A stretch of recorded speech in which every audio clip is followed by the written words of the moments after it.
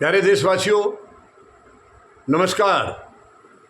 आज मैं आपके साथ साझा करना चाहूँगा एक गंभीर मुद्दा, ज्वलंत मुद्दा जो चुनाव के बारे में है। बहुत लंबा मुद्दा, काफ़ी लंबे समय से चलता आ रहा है, लेकिन इसके ऊपर ना तो माननीय सर्वोच्च न्यायालय ने कोई आज तक फैसला दिया है, न ही चुनाव आयोग ने।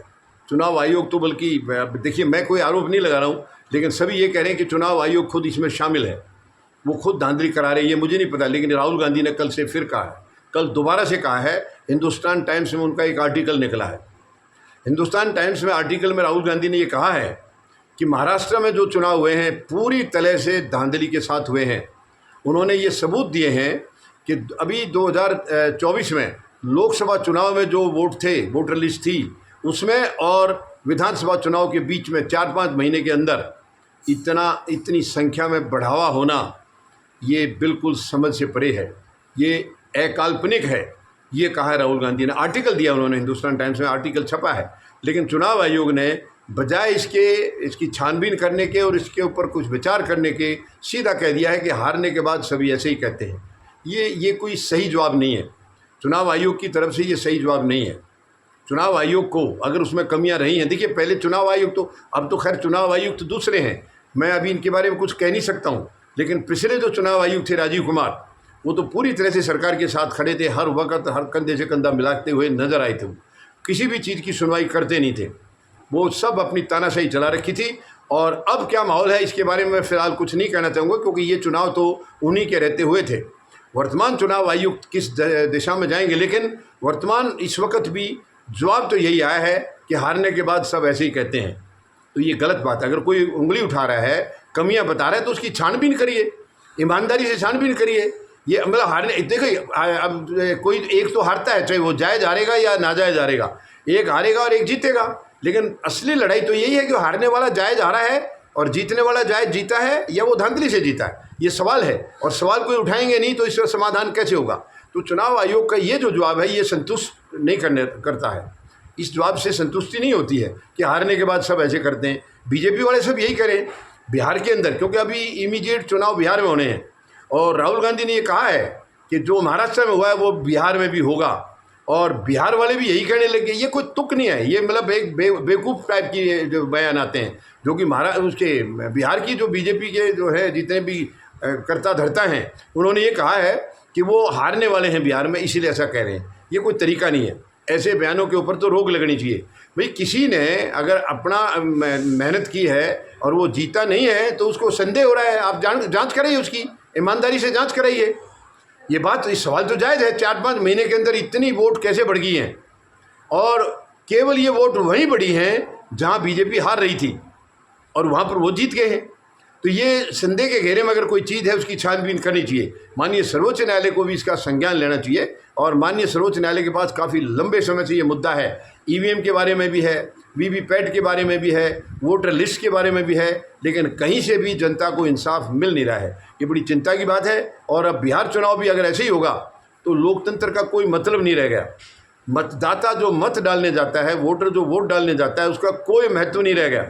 हार जीत तो केवल मतदाता के ऊपर होती थी, जो वोटर वोट डाल रहा है हार जीत उससे होती है, लेकिन अब हार जीत संख्या बढ़ाने से होती है, और संख्या इलेक्ट्रॉनिक तरीके से बढ़ा दी जाती है।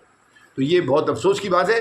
मैं अपनी तरफ से कोई दोष नहीं लगा रहा हूँ। देखिए ये तो सारी जग जाहिर हो रहा है, हर जगह से बातें उठ के आ रही हैं। या आज मैं कोई नया आरोप अपनी तरफ से नहीं लगा रहा हूँ। मैं हिंदुस्तान टाइम्स में उसका जो आर्टिकल निकला है, उन्होंने दोष लगाया है। अगर वो गलत हैं, वो झूठ बोल रहे हैं, तो एक्शन लीजिए उनके खिलाफ, और नहीं तो इसकी छानबीन कीजिए। ये कोई तरीका नहीं है कि आप हार गए हैं तो आप दोष लगा रहे हैं। भाई दोष तो लगाएगा हारने वाला दोष तो लगाएगा। आपने कुछ गलत किया है तभी तो उसने दोष लगाया है। उसको अपनी हार के ऊपर संदेह है कि वो हारना नहीं चाहिए था, फिर भी हारा है, तो उसको तो तकलीफ होगी।